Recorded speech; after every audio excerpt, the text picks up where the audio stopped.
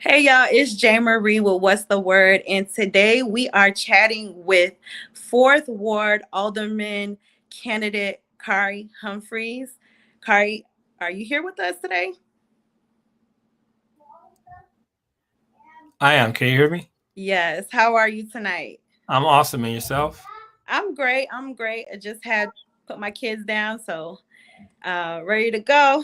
Well, just for So the record, my kids aren't down. So if you hear oh, them, you know, it is perfectly okay. It is perfectly okay. Okay, so you are new to campaigning. I know that this is new waters for you, but you are not new to servicing communities. I want to talk before we get into your campaign. I want to talk a little bit more about your background and what made you want to run for fourth ward alderman. yeah, no, thank you so much. So, I'm a proud South Sider. My roots are in the Fourth Ward since the late '80s. I've been known as a community resource connector. I'm results driven. And I established, and I'm really community centered and inclusive in my approach. I'm a huge advocate for positive youth development and family success. I established kind of my role as a servant leader uh, over 25 years ago, over half my life, both within city government, advocacy, policy, nonprofit, and then also like civil service landscapes like volunteerism. My commitment to these landscapes kind of resulted in the improved quality of life for thousands of Chicagoans on both community and citywide levels. So, I've had throughout my career, I most recently served as the senior director of youth policy, education, and human services for the city of Chicago, where I was instrumental in the launch of a key citywide initiatives designed to reduce youth violence, increase safety throughout the city, also design and implemented strategies to increase uh, uh, youth employment rates, and improve workforce development initiatives. Like I was key and instrumental in ensuring a $65 million investment in the expansion of the One Summer Chicago, while also expanding that summer employment program to be year round. So that is something I'm really proud of. Also, under my purview, I also had strategies to increase access and usage to libraries, city colleges, parks. And show, like one big piece I was excited about is when during a national lifeguard shortage and the fear of pools closing, I was one of the people on the other side of the phone ensuring the pools were open this past summer. And every resident had, less than 2 miles between them and the pool. Before that, before I was a city public servant, I served as executive director of a school age strategies for an organization, Thrive Chicago, where we created collaborative networks of Chicago's education stakeholders to improve academic outcomes for CPS, middle and high school. Also, that was during the pandemic, and we did some work pulling together parents, teachers, out of school time providers, and community leaders to ensure the social emotional health of parents and young people were intact and supported, especially during COVID.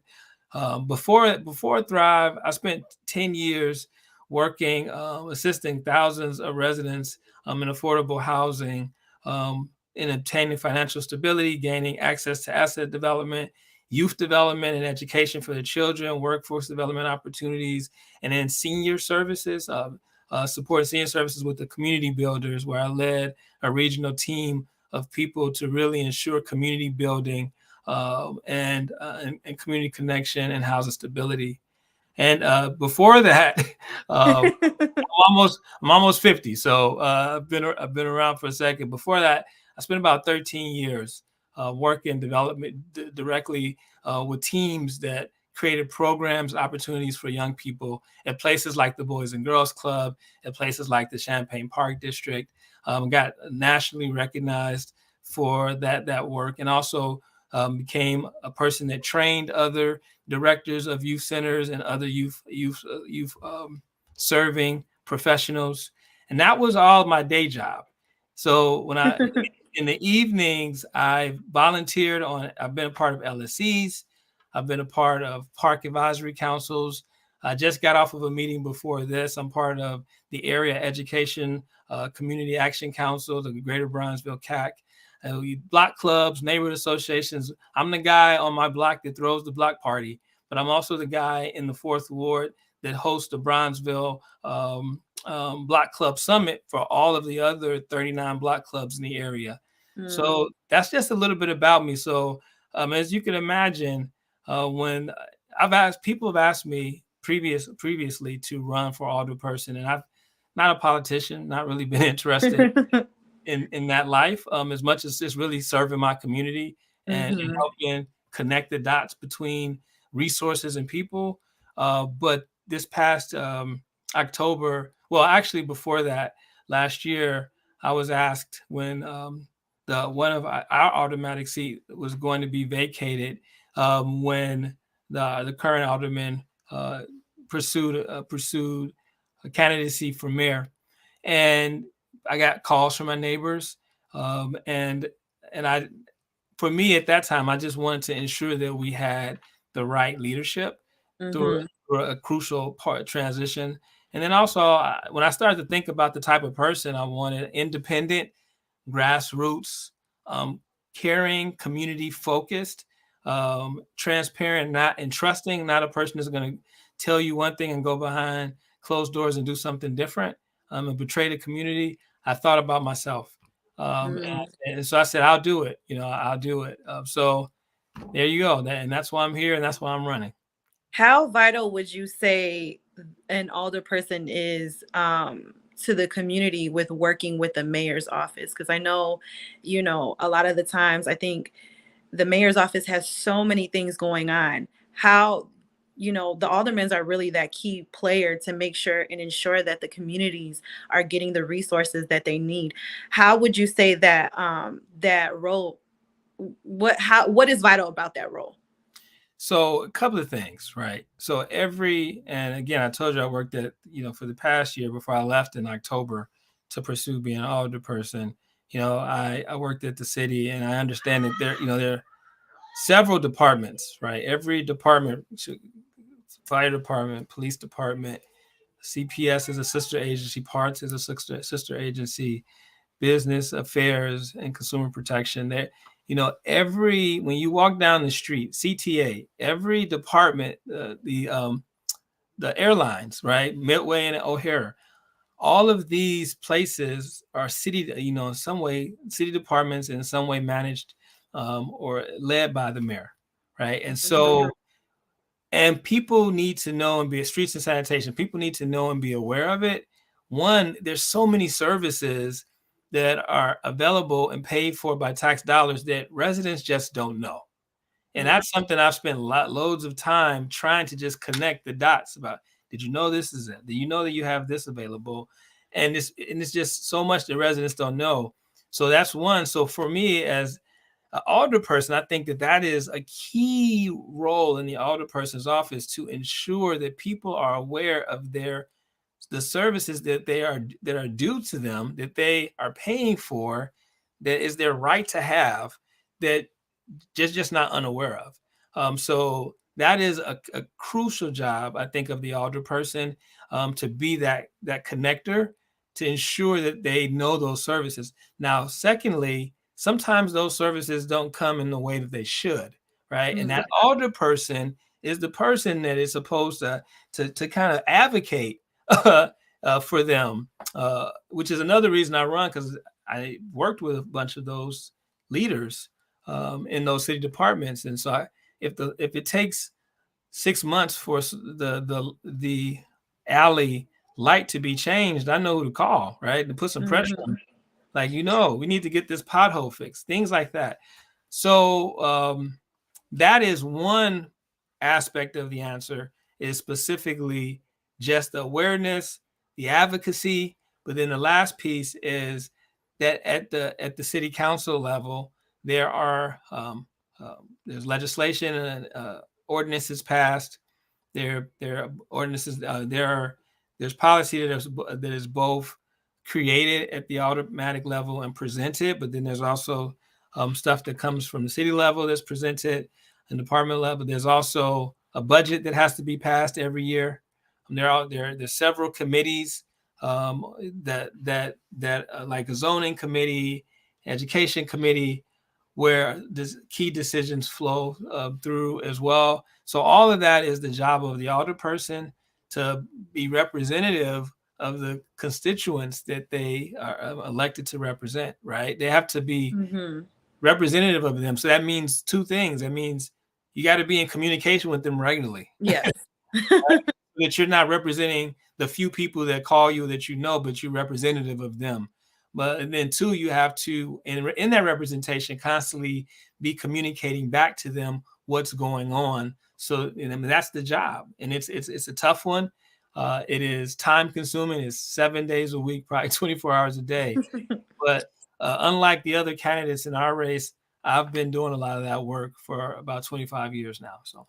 And you mentioned about the resources that the communities are not aware of. If elected, what are some things that you're going to how are you going to make sure that these communities are aware of the resources that they're due? No, I appreciate that. I think there's two ways. So one thing that I'm doing now, just even in my campaign, is you know how you get all those mailers and you get all that stuff in the mail, Yeah. people telling you who they are and why you should vote for them. One of the things I'm doing, I just have a list of phone numbers, resource numbers for different departments, right? So that's my orientation is how do we get the right information out? And so similarly, I feel like that'll be something that I'll be doing at my meetings, on my website. I'll be creating and really be supporting resource fairs. And then I also believe that there is a way to utilize both young people, and when I say young, as a 50-year-old, I'm talking about like 30 and under, 25 and under. Definitely, like when you think about One Summer Chicago and a lot of these workforce programs, it's 24 and under. But I think that there's opportunities to have young people engaged as ambassadors, information ambassadors, right? How do we really, they say they say give a man a fish, they'll eat for a day. Teach a person, not say I'm gonna change it to person, not man, but teach a person to fish and they'll eat for a lifetime. And so, how do we get this information out to more ambassadors in the neighborhoods, on the block clubs, so that they can share it with people as they move into the neighborhood, as they grow into the neighborhood? Yeah. Absolutely. So, a huge thing throughout the city, specifically, is carjackings and the violence. What are some ways that you will help to combat those things? And I know that it's not one simple answer. A lot of people think it's, you know, getting more policemen and but it's I think it's deeper than that. I think it's really about what resources are we bringing to the communities. How are some ways that you would go about making sure that that is taken care of within the communities that you serve? Yeah, thank you for that. I think that there are loads of ways. It's a complex. Safety is a complex issue, right? And I'll say that some way safety is a perception. There's a perception of that I'm not Right. safe versus I'm actually not being safe. Every time someone visits me from another city, after watching the news, they expect to come to my house, to just, they need a bulletproof vest on, and Yeah. the shooting, like, man, it's just so nice here. Like how, because of the perception Yes. that this place is like a war zone, and you can't walk down the street without hearing a gunshot. Now, I will say, I know there's some parts of the city that have a lot more violence, shooting regularly than others. But I think by and large, safety is a perception. However, there are a few things, right? I think keeping our streets safe, we do that through investment in community and investment in youth, right? I think that now I'm not saying youth are the culprits. I'm not trying to criminalize youth, but I think Right. that we Well, get I think generally speaking, the youth, they're our future. And so if we're investing in our youth now, we have a better opportunity to make sure that they're able to grow into something better than maybe the people that came before them. Mhm. Yeah. And so some when I think about a few things, right? Support youth and community-led ordinances like treatment not trauma, peace book ordinance, which address root causes of violence, connecting high school students with local businesses for employment opportunities, and increasing youth program resources for in and out of school time to offer safe spaces for youth to socialize and grow. Specifically, teenagers have a lack of walk-in centers that they can go in Mm-hmm. after school Mm-hmm. that are open beyond 6 o'clock to 9 o'clock, where they can just hang and there's caring adults. They can do homework, they can get support, but they can also just be themselves and socialize.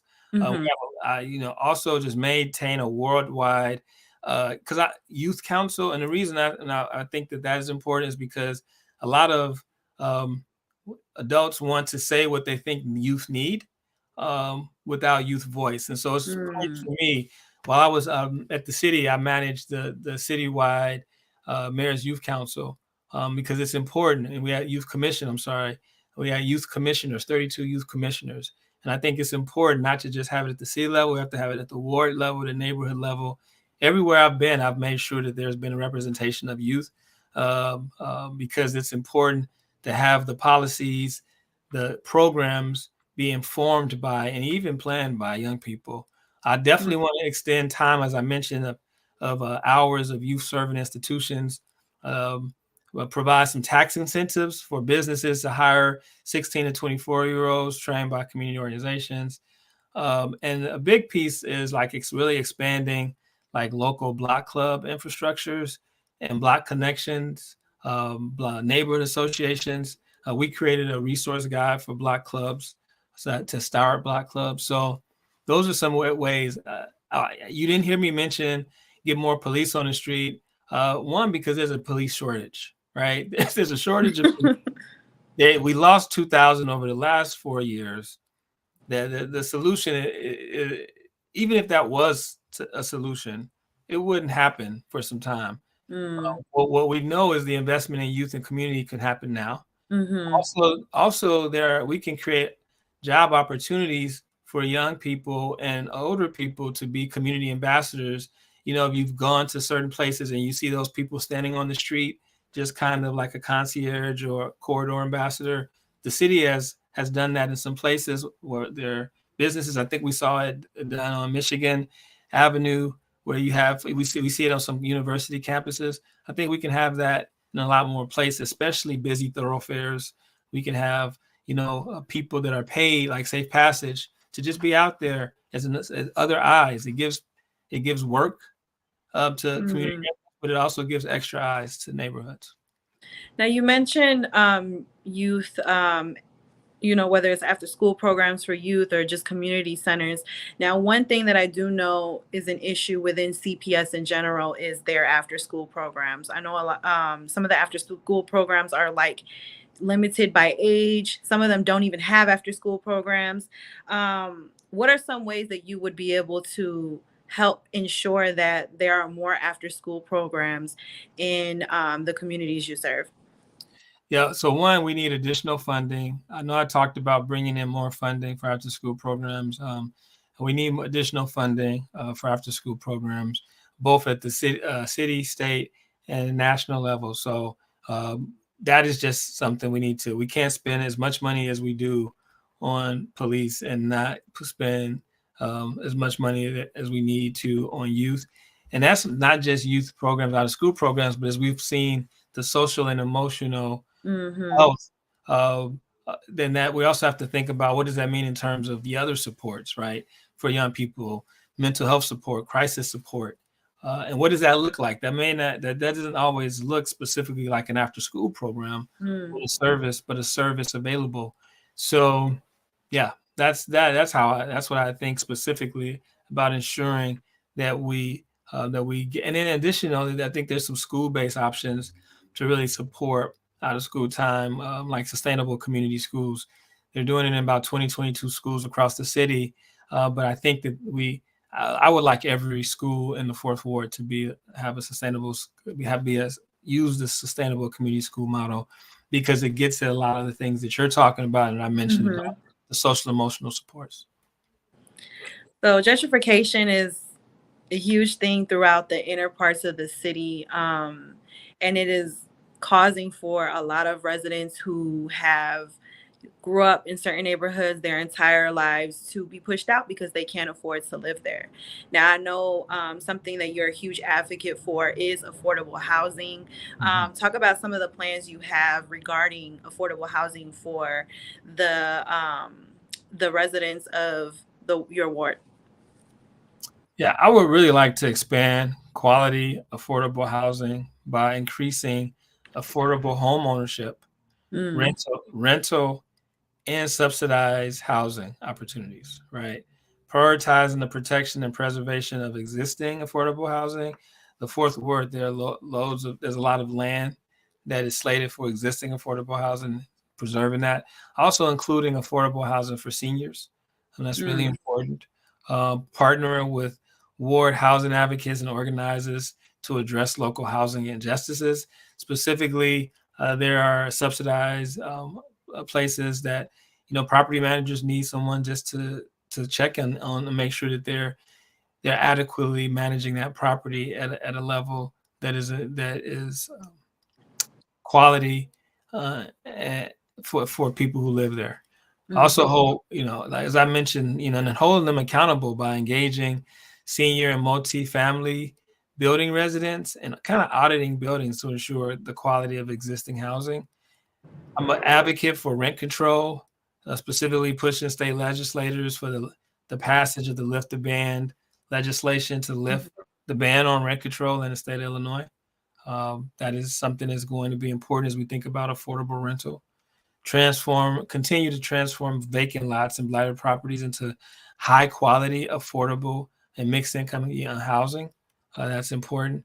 We really want to enforce the affordable requirements ordinance in new developments to increase affordable housing units in lieu of fees. And then also provide renters and owners with subsidies and property tax relief to keep housing affordable for renters and homeowners alike. For example, there can and should continue to be large subsidies for people that work, city employees, right? mhm, Teachers, police, fire department, and others. Not even just teachers, but educators, right? Because it could be TAs, but they mhm, should have options for subsidy. And I would like to subsidize them living in the same neighborhood mhm. for 15 years, because then that strengthens the fabric. When your teacher lives in your neighborhood, Absolutely. that strengthens the fabric of the neighborhood and safety, and it's just a trickle effect of just making it better. How do you now you mentioned helping people get for ownership. How do you plan on doing that? How do you plan on helping them do that specifically for ownership? Oh, in terms of subsidies for ownership. Yes. Yeah, so that would require, both some work with those departments, potentially some policies that could be implemented with, and it also requires potentially some public-private partnerships with banks. There are several banks in the ward, that we could potentially work with them in partnership with some of these departments, like CPS, like fire department, to figure out ways to really create this kind of opportunity uh, to subsidize at least some of the initial purchase of homes in the area. Hmm. I want to talk about, something that has been a problem, I think, throughout Chicago, specifically on the south and west sides, are the food deserts. We do know that there are, stores within the neighborhoods that you would serve, but how do you, in this process of becoming alderman, make sure that these stores, or even bring more stores to the areas so that someone doesn't have to travel, if they don't have a car, if they don't have maybe means for transportation, that they don't have to travel blocks to shop. No, I appreciate that. That was the great thing that happened over COVID was the mutual aid support that we saw occur, where residents came together. A lot of the community organizations began to develop food delivery programs So I think that, and some of them continue. Like I know in the Fourth Ward, there's the Hope Project. There's Cocoa Serves, where they kind of continue to deliver food and necessary kind of products to homes weekly. So I would definitely continue to figure out ways to support those types of services, while and then also a few of them actually, as a result of COVID, offer rides, right? So the rides for families, they have buses that they'll bring to areas to take them to shop. So I think on one end, really supporting and elevating services like that, and potentially trying to support ways to help them grow, right? So no one could say that they don't have access to food, quality, good, cheap food, right? Cheap by price, but quality by product. Yes. That's really important. So yeah, and I think at the city level, I would support anything that brought those types of businesses and services to food deserts that are in need of that kind of business, that kind of service. So I would do that at the city council level, really support that as well. Investment in those areas. That's good to know. Because I didn't even know about some of those programs about, being able to, have someone come and pick you up. I know that they did develop some, but I just wasn't aware of that specifically. And people don't know that they're continued, right? So people think that they stopped after we came out of the shelter in place of COVID, but many of those continue.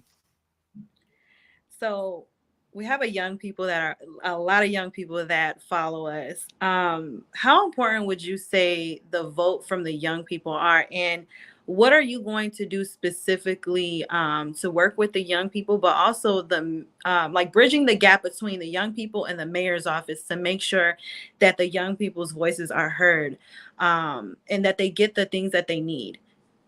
So that's why I'm here, right? And and I know we've been here about 27 minutes. Hopefully, I haven't bored them, and they're still listening, right? Because that's a problem, if I'm too boring, they don't listen. But that's why I'm here. You got to go to where they are, right? That's one thing that I can say. I've been a youth advocate because I started working with youth when I was young, when I was 18, and so I'm an advocate of, if the space doesn't have young people in it, then something's wrong with it. And so I've always, in every space I've been in, I've tried to figure out a way to bring young people in there, whether it's through internships, through jobs, just through, connecting with people that I know. So that's one thing that I've really been noticing, especially, like I said, I'm not a politician. And so I'm now just entering, this electoral process and seeing how few young people are really a part of it. It bothers me, and I want to really figure out how to continue. So one is within my administration, young people, we're going to be an integral part of it. But how do we even have young people to be integral parts of campaigns? One, I know there's a piece around education, voter education. What is this? What does this have to do with me? There's a lot of people don't trust politicians, because technically it hasn't visibly shown to be impactful at all to anybody's day-to-day life. Right? And so that's a problem. And so specifically, I would really like to make that connection, not during a campaign portion, but really make the real connection, ask the real questions, what's going on. I've had the benefit of being able to go to a few like spoken word events to talk about myself and to see and connect. But there honestly just needs to be a lot, specifically in our ward. I want to see a lot more events, festivals for the 20 to 30-year-olds. I really want to create space for young people to say, this is where I want to be. Absolutely. So both live here, play here, enjoy here, so we want people, I know that we've been looking at families, we've been looking at elders, But I think that part of a healthy community has things for both teens to do, but it also creates opportunities for 20-year-olds, 30-year-olds to spend some time, hang out, and it's appropriate for them. Some of our like coffee shops, for example, things like that, they'll close at like 3 o'clock. Why? Mhm. Why not keep it open and do a pop-up something there? So that I really am an advocate for that, and would be like a partner to kind of make sure those kinds of things happen. So before we let you go, I want you to give your final words on what makes you the best candidate for the fourth ward. We have some candidates who have worked on the background in the fourth ward. Why should voters choose you? Yeah, so the voters should choose me. A couple of things. If you get on a bus, do you want a bus driver that don't have a license, hasn't driven the route, doesn't know the route, they know how to drive, but they've never driven this bus route. They've driven other bus routes. I'm using that example because I have a track record and experience both in this community. I have a 25-year track record that's unmatched to be both civically engaged, both as personally and professionally and personally as a volunteer. And that means something. And it'll mean something to the residents that live here. They'll feel that because I've done the work of an alderperson, not even being in that role. So that is what makes me different. Also, I'm independent. So something else I've learned in this process is that special interest and politics support certain candidates, not because of what they can do or will do, but because of what they need to control in relation to the area. And I'm not part of that machine. I'm not part of that group. I'm independent, and so that I can really be representative of the community. I can, not go along with the go along and be status quo. I'm really a progressive option for this ward, and that's a big deal because people, I've been talking about this because campaigning. I've been doing a lot of public speaking, more than I've done in my life. But an alderperson is not a public speaker. They have public speaking opportunities, but they're really a public doer. They do a lot of just ground work around. Really, that's what an alderperson's job is to really hear some constituent services, address them, really work at the city level for ordinances and legislation, and then they have to use that $1.5 million menu money to take care of different things that need to be infrastructure needs in that ward. It's a grind. It's a grind. It's people. When I left the city back in October, people were like, "Why are you doing this?" Because this is hard, thankless work. But I'm the one person in our race that has done this type of work, but not in this role for 25 years, and as a volunteer. And I'm grassroots and I'm independent, right? So I think that all of those together make me a really unique and the best choice for this race this time. So. Okay, well, thank you so much for taking the time out to inform us. Everyone who is, just so y'all know, voting is on February 28th. Please go out and vote. The aldermen, it's not just about the mayoral election, it is the aldermen. Those are the people that are going to make sure that you get all of the resources that you need and are going to fight for you. Thank you so much, Khari. Best of luck to you. Thank you. Thank you all for everything you do and for having this platform, to get the information out and to connect with young people. I appreciate it, and everybody. So thank you. And definitely vote, because the things that are impacting every one of us is someone is making a decision about, and your vote determines who it is, or your lack of voting ensures that someone else gets there. So I definitely vote. Thank you. Right.